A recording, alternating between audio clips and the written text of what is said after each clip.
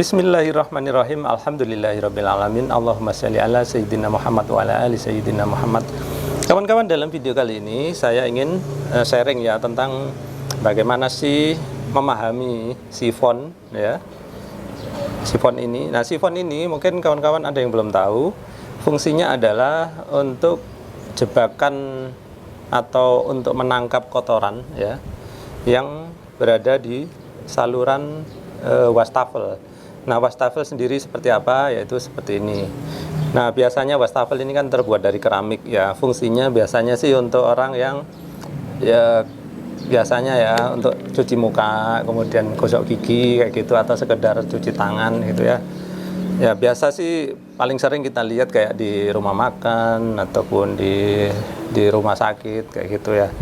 Di tempat-tempat umum lah gitu. Nah, mungkin di rumah kawan-kawan pun juga ada ya.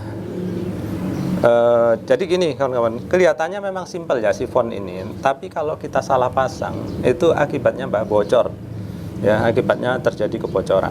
Nah, kalau kawan-kawan mau beli sifon seperti ini, kawan-kawan harus tahu dulu ukuran pipa yang digunakan di rumah kita. Nah, maksudnya pipa itu adalah pipa pembuangan ya kawan-kawan, bukan pipa saluran air. Nah, kali ini kita ngomongin tentang saluran pembuangan gitu ya.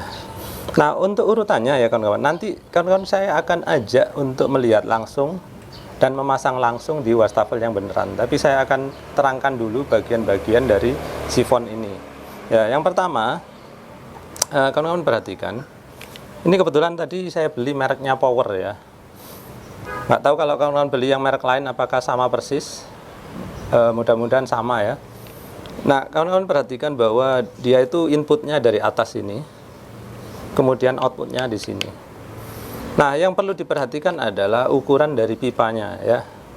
Nah, di sini saya temukan bahwa di tempat yang mau saya pasang nanti itu pipanya ukurannya 1/4. Jadi kalau kawan-kawan beli sifon, lihat dulu ukuran pipa pembuangannya ya. Nah, di sini saya juga sempatkan tadi beli pipa yang ukuran 1/4 ya. Kalau dimasukkan itu nanti pas seperti ini. Ya. Kemudian yang di sini ini nanti diulir kemana? Yang ini nanti diulir ke ini saringan atas ya. Nah, saringan atas ini seperti apa sih? Ini saya buka dulu ya, biar kawan-kawan tahu juga nih.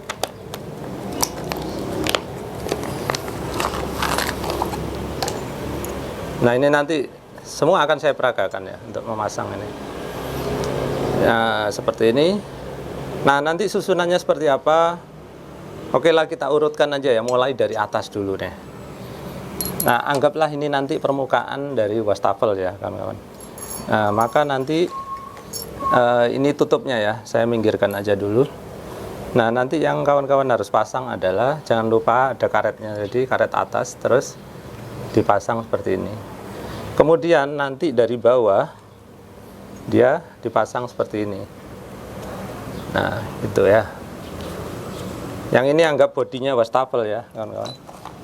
Kemudian ini nanti ada bautnya.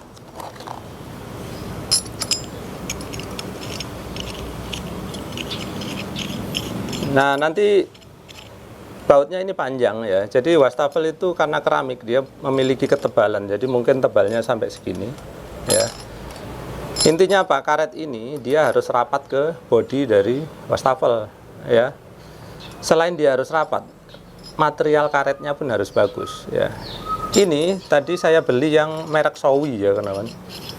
Seperti ini mereknya. Saya perlihatkan. Nah, nggak tahu saya kalau di Pulau Jawa ada nggak. Soalnya Showi ini dari Singapura ya, setahu saya. Cukup bagus. Nggak terlalu mahal, cukup bagus gitu ya. Nah, yang perlu kawan-kawan perhatikan tadi yaitu yang bagian bawah ini ya, itu kan ada gasket karet seperti ini. Nah, karetnya ini harus material yang bagus ya, karetnya yang lentur gini. Nanti akan saya tunjukkan. Yang ini tadi saya beli harganya itu Rp60.000. Memang cukup mahal ya kalau untuk saringan kayak gini. Nah, nanti saya akan menunjukkan yang murah ya, yang harganya Rp15.000 ya, karetnya itu keras. Nanti saya tunjukkan. Baik, dari sini tadi udah tahu ya, dari bodi wastafel. terus nanti ini masuk ke sini. Nah, seperti itu. Perhatikan. Yang bawah dikendorin dulu, jadi atas ini bisa dikencengin nanti seperti ini. Nah, susunannya seperti ini. Nah, kalau kamu perhatikan ya, bahwa jarak antara wastafel ke lubang di dinding itu sangat variatif ya, tergantung tukangnya gitu. Kadang-kadang kita nggak bisa menentukan harus pas banget gitu. Makanya ini dibikin adjustable atau bisa diatur panjang pendeknya seperti ini. Tapi ya kalau lebih panjang dari ini terpaksa copot kayak gini, nggak bisa ya kan. Nah, seperti itu. Nah, nanti kalau kurang panjang, kita bisa bikinin sambungan lagi pakai pipa. Nanti saya akan tunjukkan. Dalam kasus saya kali ini nanti memang kurang panjang, gitu ya. Nah, ada hal-hal penting yang perlu kawan-kawan perhatikan ya. Ini kalau kita udah copot kayak gini ya, kawan-kawan. Perhatikan kalau kita mau masang lagi, ini sebaiknya dibuka dulu. Kemudian di sini ini nanti ada karetnya, ya, ada karetnya. Terus jangan lupa ini tadi pengencangnya itu dipasang dulu. Terus susunannya seperti ini. Perhatikan ya, ini dipasang dulu. Nah, terus ini juga dipasang seperti ini. Perhatikan. Nah, tirusnya seperti ini. Tirusnya ini nanti pas masuk ke sini. Ya. Nah, enak seperti ini. Loh, lihat, dia udah masuk sebagian. Kemudian dikencengin pakai ini. Kalau saya belum kencengin, ini mudah keluar masuk. Akibatnya apa? Kalau ada air, mudah bocor. Tapi kalau sudah saya kencengin, karet tadi itu akan mengikat kuat, ya, mengikat. Nah, seperti ini. Nah, udah, nggak bisa saya tarik kembali, ya, seperti itu. Nah, hal yang sama itu ada di sini, ya. Jadi sebelum kita masang pipa seperti ini, sebaiknya ini dilepas dulu. Kenapa harus dilepas dulu? Takutnya apa? Ini karet ya, karet ini kalau nggak dilepas dulu, nanti yang pertama kemungkinan terbalik ada, misalkan kayak gini. Nah, nanti hasilnya akan bocor ya. Jadi harus seperti ini, lihat arah tirusnya. Kemudian misalkan kita salah urutan nih, kita taruh sini dulu ya, terus habis itu kita giniin. Nanti ketika kita masukkan pipa ini ya, kalau karetnya kedorong nggak pas, maka terjadi bocor juga. Ya, makanya ini harus kita lepas dulu. Ya, cara masangnya sama kayak tadi. Ini pengencangnya ini masukkan dulu posisi seperti ini. Kemudian gasketnya ya seperti ini, karetnya ini, silnya itu. Kemudian masukkan ya seperti tadi. Nah, kayak gitu. Kalau ini memang nggak ada celah untuk maju mundur, jadi dia dirancang pas yang seperti ini ya. Ini kayak gini, terus karetnya dorong aja kayak gini, atau didorong langsung pakai ini nggak apa-apa. Perhatikan ya, kalau masang itu, nah dratnya harus enak seperti ini. Kalau terasa alot itu berarti melenceng ya, jangan dipaksa. Kalau melenceng dipaksa nanti malah dratnya dol ya. Nah, perhatikan ya bahwa ini harus dikencengin ya kawan-kawan. Nanti kalau maksudnya kalau udah di pipanya yang beneran dikencengin ya. Kalau kurang kenceng akibatnya bocor. Kalau dikencengin kayak gini kurang kenceng nih. Kalau udah dikencengin kayak gini, karetnya itu mengikat ya, mengikat ke pipa ini dan juga mengikat ke bagian bodi ini sehingga kuat. Lihat.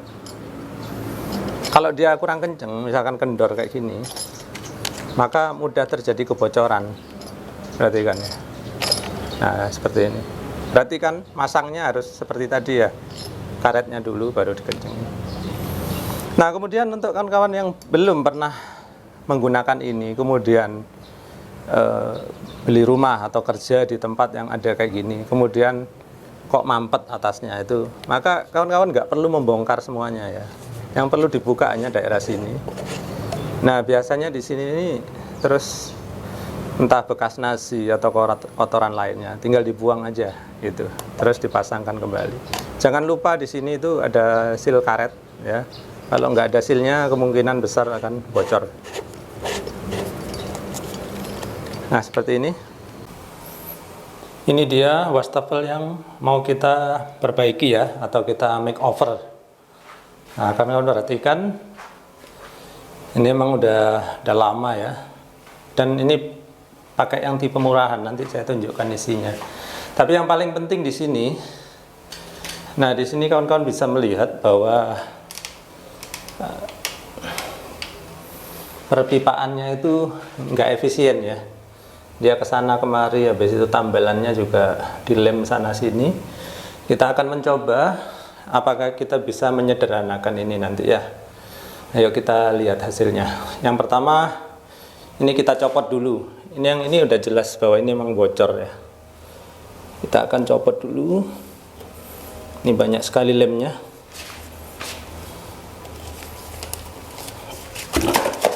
Tuh. Ini dibuang aja, nggak dipakai lagi.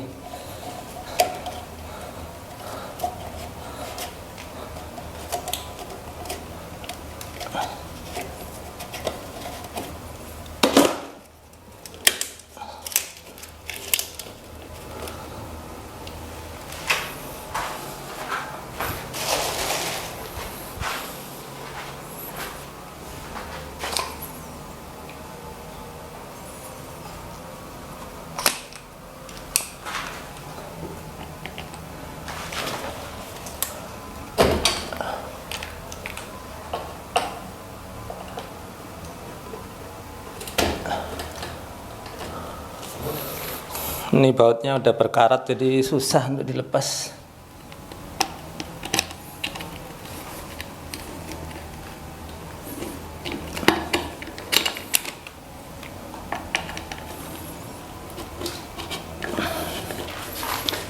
Mungkin kita patahin aja nanti.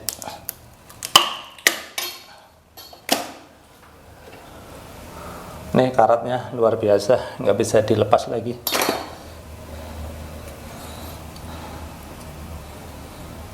Terus ini sambungannya nggak jelas ya, jadi kita mau copot dulu.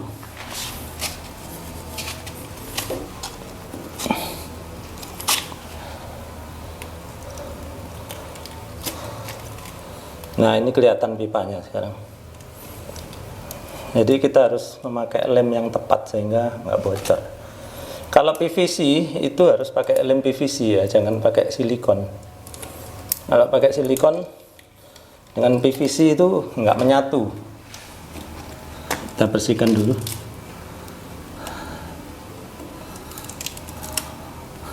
Karena dia udah kena lumut seperti ini, ya, kena kotoran, jadi kita harus amplas dulu biar PVC-nya terekspos. Ya, ini udah hitam gini harus kelihatan putih dulu.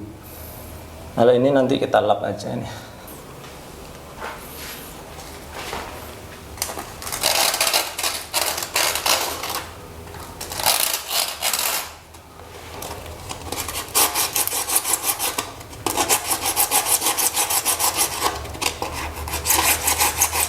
Iya, ini udah ketimpa silikon ya, harus dihilangkan dulu sampai kelihatan PVC-nya.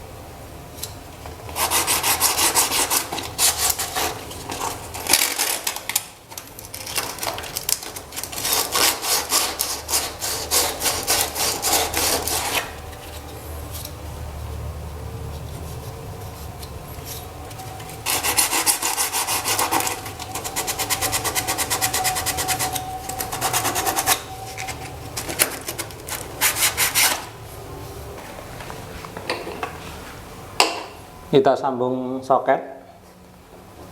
Nah seperti ini nanti ya, kita kasih lem dulu.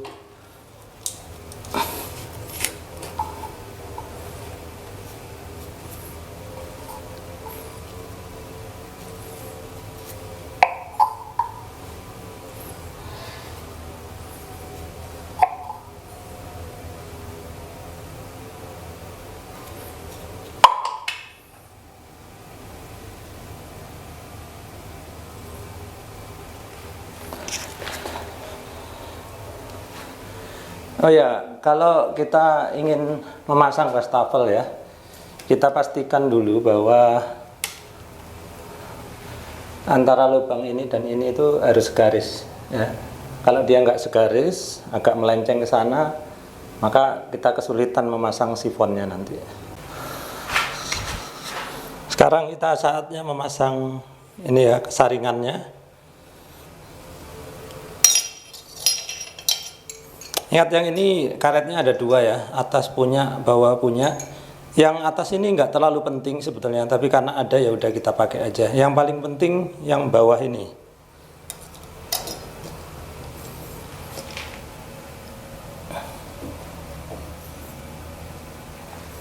Kemudian ini bautnya kita pasangkan. Kita kencangkan aja sekalian.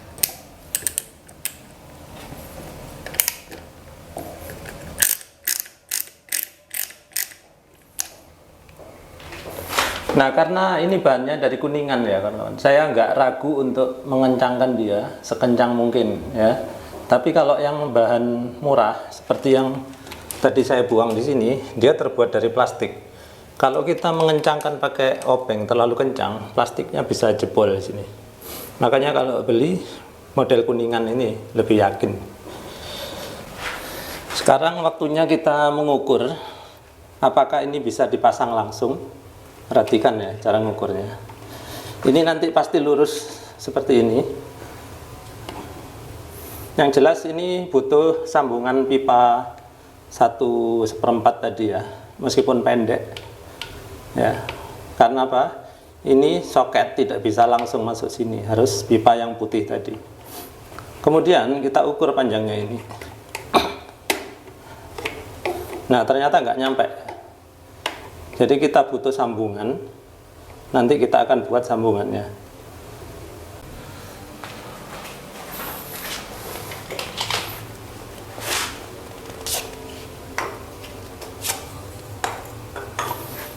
Nah sambungannya sendiri saya buat dari ini ya, nanti soket terdalam 1/4, terus pipanya juga 1/4, secukupnya sampai kira-kira. Nah bisa dipasang seperti ini ya. Kita coba dulu, nggak usah dikencengin dulu ya, untuk mengukur kelurusannya dulu. Nggak usah terlalu dikencengin.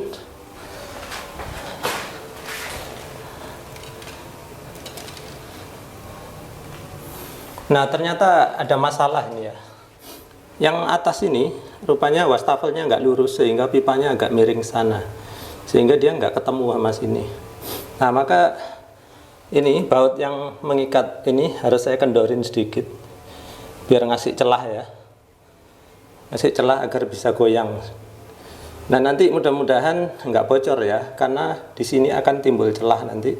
Mudah-mudahan sil karet di sini masih bisa menyekat kebocoran. Kita simulasikan dulu apakah bisa terpasang nanti. Nah masih bisa ya.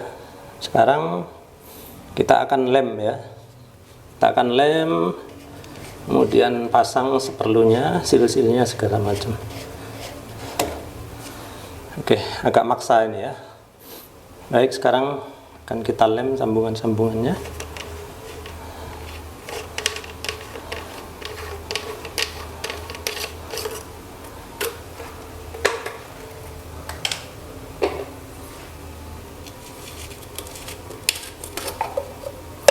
Jangan lupa ya kawan-kawan, posisinya nanti kayak gini. Mendingan saya taruh aja ya daripada lupa nanti.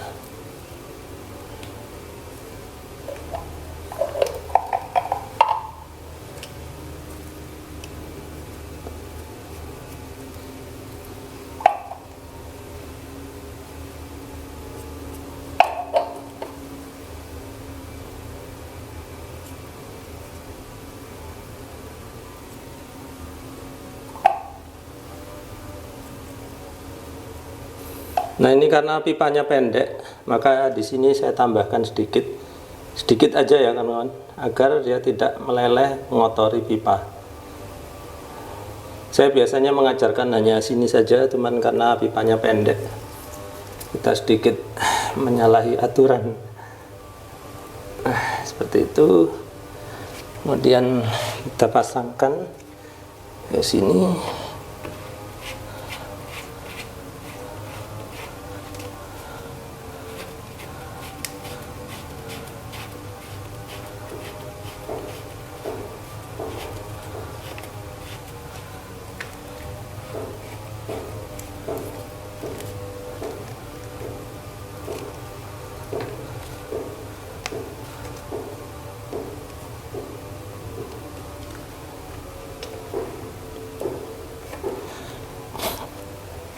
Yang ini kita lem dulu, jadi belum dilem.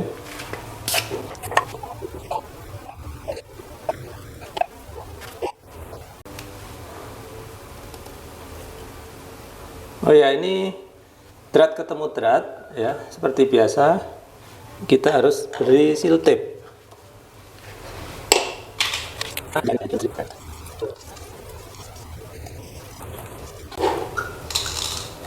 Ini atas belum dikencengin ya, nanti terakhir dikencengin.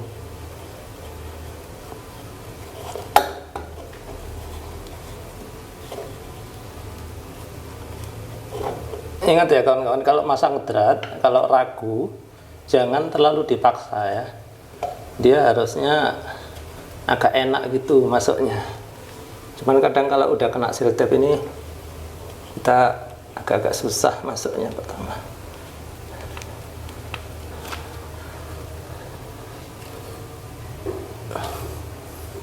Kelihatannya udah lurus. Oke, terus kita pasangkan ke sini. Oh ya, karetnya ya, tadi sempat lepas ini, harus kita taruh dulu. Ini penyekatnya.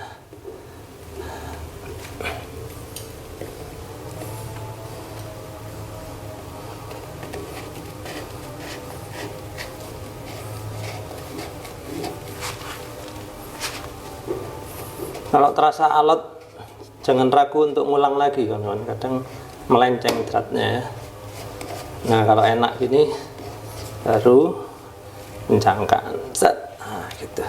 Jangan lupa ini kan ini naik turun ya, ini harus dikencangkan sini.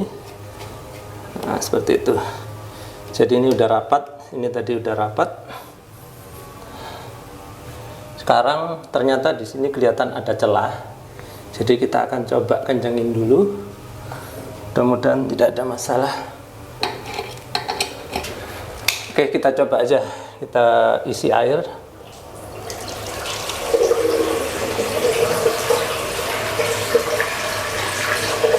Ternyata bocor ya, akibat apa? Ini miring, dia miring. Jadi kita harus akalin, kita cari karet tambahan ya, sehingga dia bisa lebih tebal di daerah situ. Ingat ya, kalau mau nambah seal sini, kita bisa harus melepas dari sini dulu ya, dari sini dulu deh. Nah, seperti ini.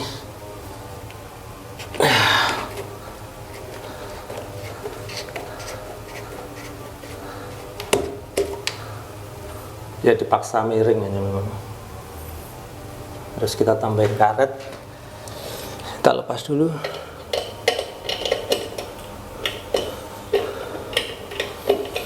Jadi kerjaan semacam ini kadang-kadang memang dibutuhkan ngakal-ngakal kawan-kawan.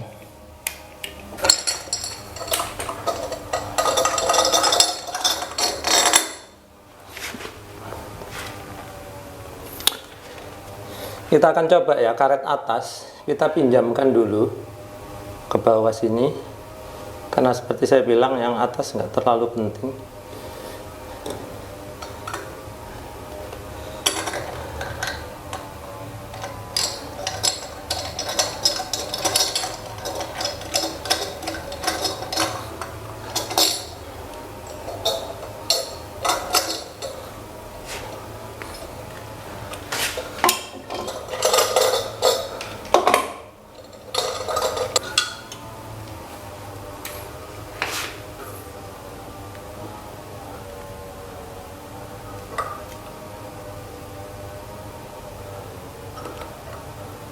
Oke, kita coba seperti ini.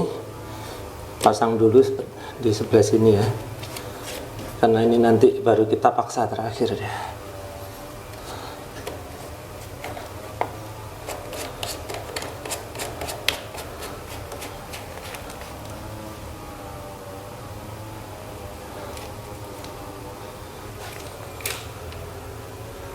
Sekarang kita kencengin bagian atas. Oke, kita tes lagi.